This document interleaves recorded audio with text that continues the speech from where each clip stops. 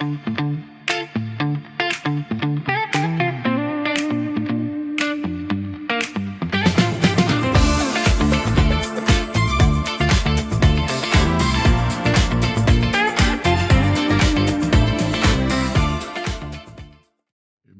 to Faith Focus as we continue our discussion, I suppose, on how we can share our faith with others, and how people can come to accept Jesus as the Lord and Savior. And we launched it on the weekend, the one for 35, the one for 80. It was a good time where I reckon we just encouraged people to start writing their names on their cards and start praying for them. And we're hoping for big things. Yeah, I'm still praying through who to ask, actually. I've got a list of people, and I just want to know where to hone in. Well, someone asked me, can we put down more than one? And I think you can. That's fine. We want at least one, I think, is the idea.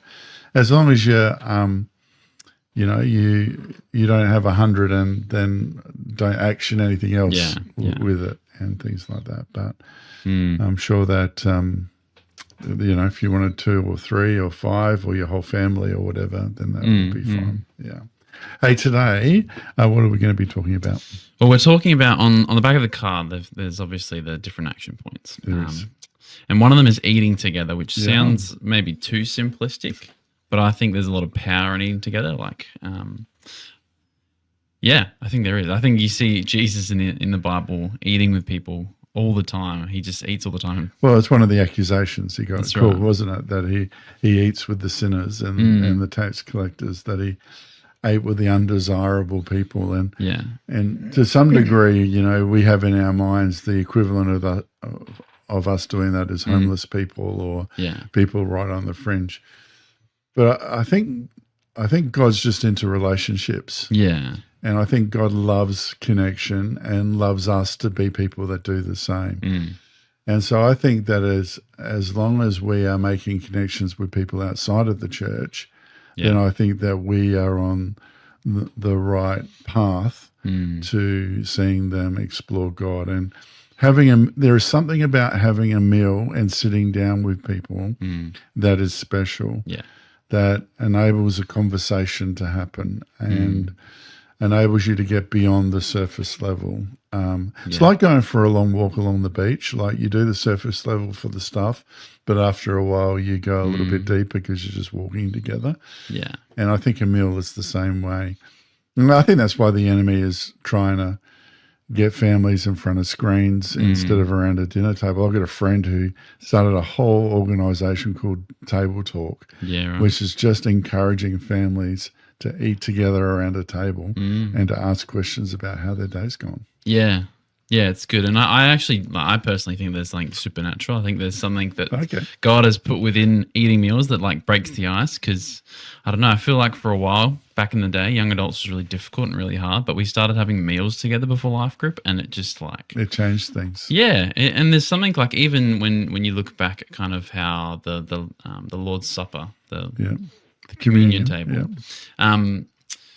there's something radical about that when that was brought in, because before then it would be, the upper class are eating together, the lower class eating together, and you would never like sit at someone else's table. It's kind of, high school or whatever. Right. But there's something unifying about the communion table, because there's people of all different races, different ethnicities, different walks of life coming together around a meal. Yeah, that's right.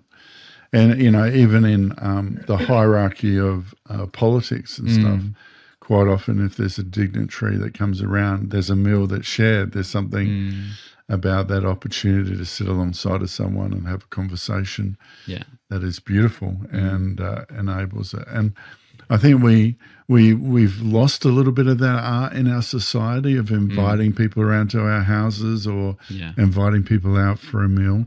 And I think we've got to get back to it. I think there's something significant. And maybe we're worried about, our house not being tidy enough or whatever.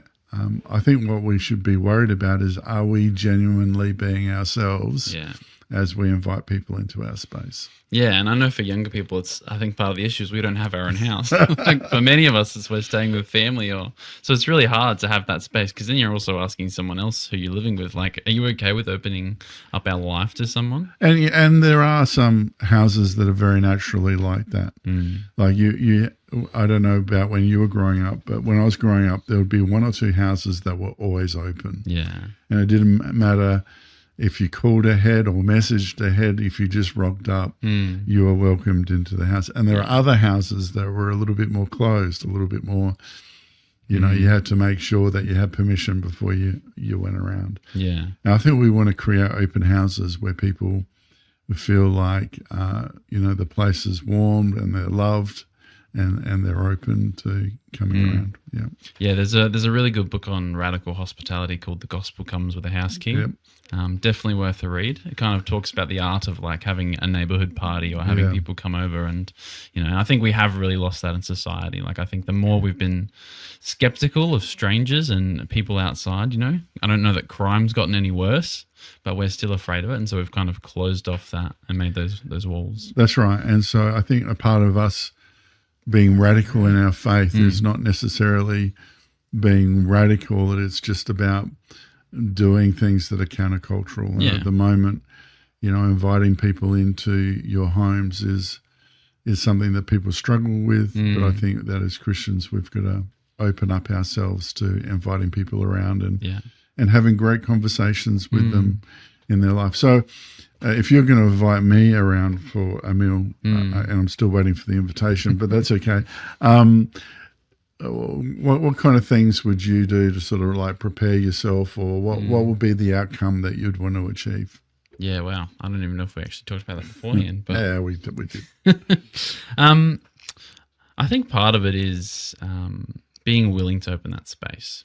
Like there is that level of authenticity. And so there is, you know, you kind of want to present things to be a particular way, but also being willing to just be yourself in that space. Like, this is my house. I'm inviting you into my world. And I think people appreciate that as well. Like, there's that level of depth where this is your house. This is where you live. There's going to be photos on the wall of you and your family. It's going to be the family shrine and all that. And I think it's, you know, a lot of people worry about whether their house is clean enough or tidy enough or whatever. I think it being clean is a good place to be, but but what I deem as clean and what you deem as clean, it can be two very different things. What I deem as clean and what my wife deems as clean is two very different things. Yeah, and I think we just got to take it for what it is, and go, well, this is clean for me. Yes, we'll do, and allow people, and not worry about what they're going to think about your home and your crockery, or even the meal, or what you serve and what you don't serve. Just be you, I think, is the thing, because that's who you want to share with them. You want to share with them the real you, not an artificial, Instagram-y kind of post. Yeah, and I think that's really where we're kind of like sharing our faith. It's not that like we're just having people come over just so we can tell them the gospel all the time in like, you know, the 3 circles like you shared the other week. But there is that level of just being authentic, being who you are as a Christian that says something to someone. I remember I've got some friends with a couple of kids, and going over to their house, it'd be like, you know, well, we have a routine. So we, you know, we have our dinner really early, and then we'll have a shower with the kids. Well, we won't, but, you know, I'll get them ready for bed and whatnot. And that was the routine. And then we'd tidy up. But it was a part of them being like, this is our life. If you want to come and hang out with us, you know, we invite you into this. Into that space. That's right. And so I think we just got to get away from that Instagram-y kind of trying to present a perfect picture. Yeah. And just say, this is me. I'm inviting you into my world, and you know, I hope you enjoy it. kind of thing, because there is something special about being real and being honest. Yeah. And there's something about the conversation, I think, that gets beyond the surface level, gets deeper, and you'll start to hear the cries of people's hearts. And I know when I invite people around for dinner, I like it to be about them. So I like to be the one asking the questions. Yeah. We've talked about that. I like to be the one who is interested in who they are and what they do and what they're about. Yeah.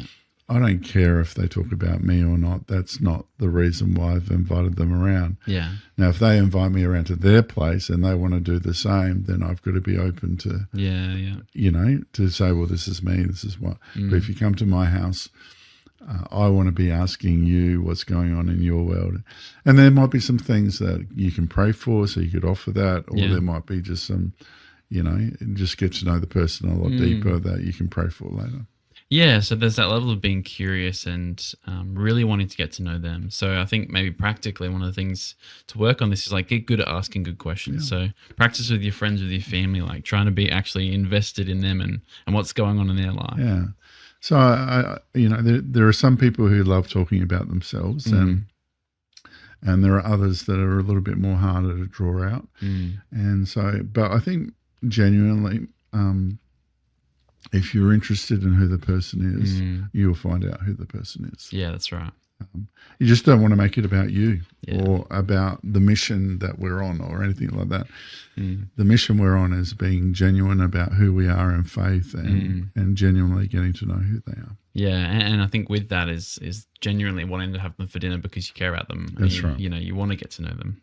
And, and if, you're a young person and, you don't have your own place and inviting them around is too hard and complicated. Like I grew up in a non-Christian family and having people around for meals would have been really weird and difficult. You just invite them out for a meal somewhere else or for a coffee or for an ice cream or something like that and just take that time and that space. Yeah, absolutely. I think one of the things we also need to, practically work on with this is being prepared to be uncomfortable or being offended or maybe not being offended. But, when we invite people into our lives, especially people who don't know Jesus yet, who are a little bit rough around the edges, it can be uncomfortable. Yeah, and they can drop words that we don't normally use in conversation and things like that. And I think, again, this is one of the things that culture is pushed one way and our natural inclination should actually push us the other way. Yeah, yeah. So society basically wants to say, if you don't believe everything I believe or accept everything I believe, then you're my enemy. Yeah.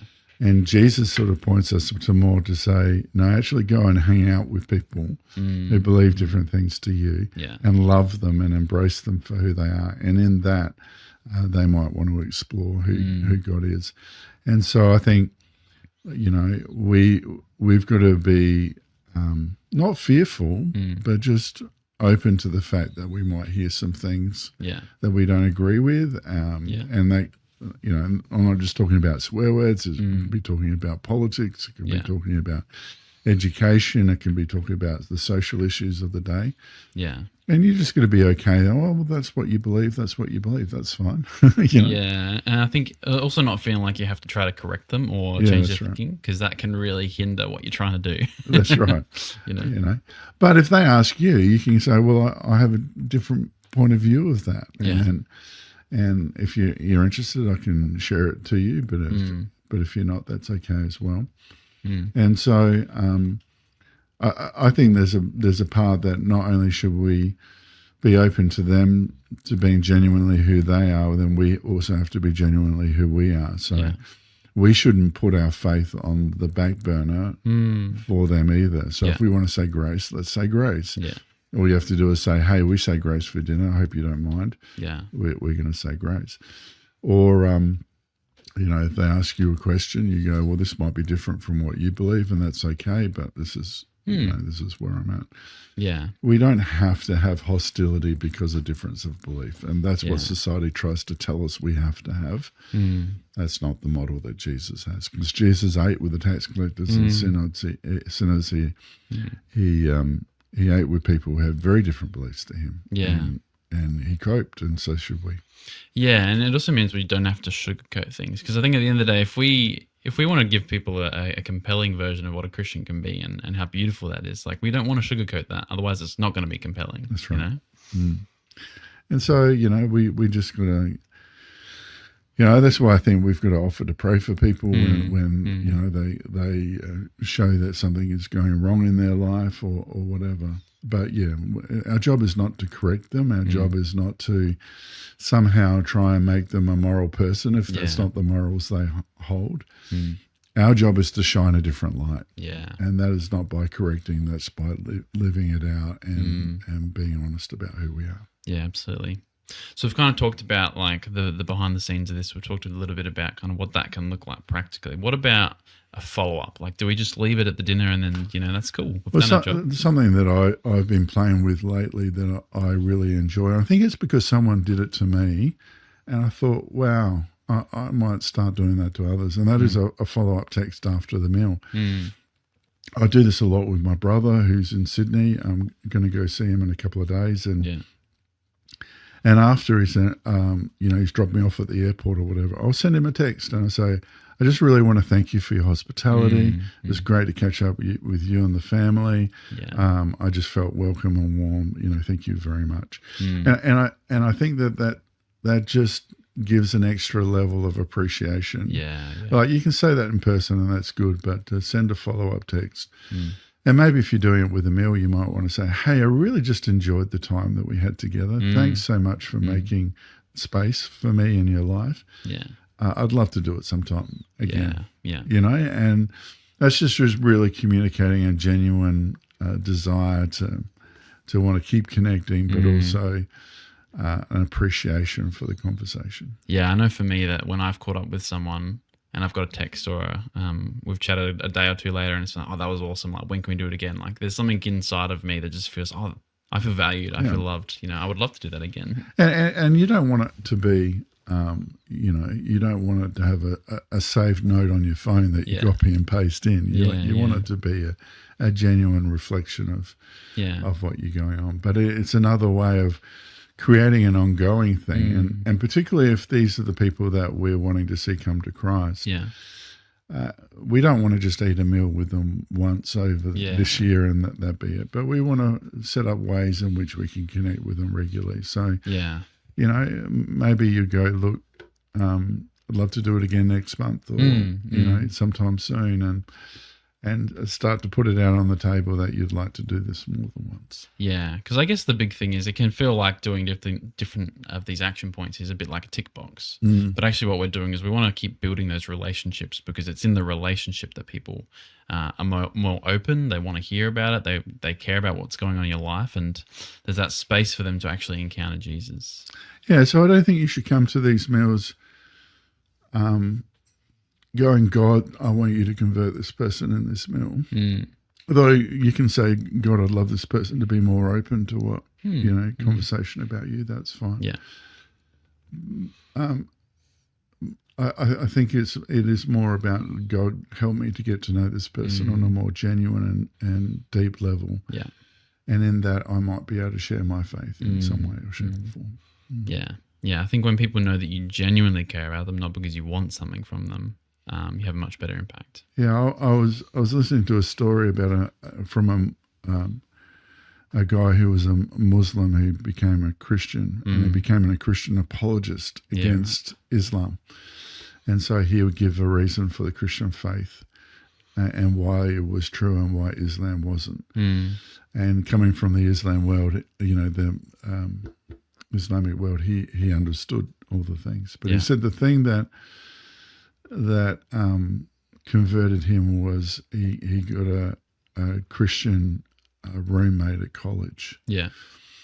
And he said, and they explored faith together. And they would have meals, and they decided to start taking the same classes together so that they could have further conversations together on the journey. Yeah. And it was his constant love and him not telling him that he was wrong, but journeying with him to say, what evidence do you have for that? Yeah.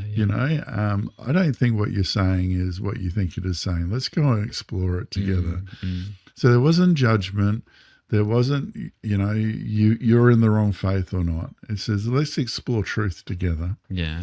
And as they explored truth together, he just said, I just couldn't deny the gospel. In the end, I had to say yes to it. Yeah, wow. Because as we explore truth. And, this is a guy who was hard against the Christian faith. Like, wow. He was a full-on Islamic apologist who came to Christ because of that, walking alongside of the person who was willing to have meals with him and go through life. And I think that's what we're trying to get to. Yeah, absolutely. It's good. Well, I think that's all we've got for today. I hope that's been helpful for you. As I said, continue to let us know about what you're thinking and feeling in the comments. And if you have any questions that you'd like us to explore, we'll be happy to do that on the 1 for 80 or 1 for 35 and how we can see loved ones and people that we know come to faith in Jesus. It's good. We'll see you soon. Take care.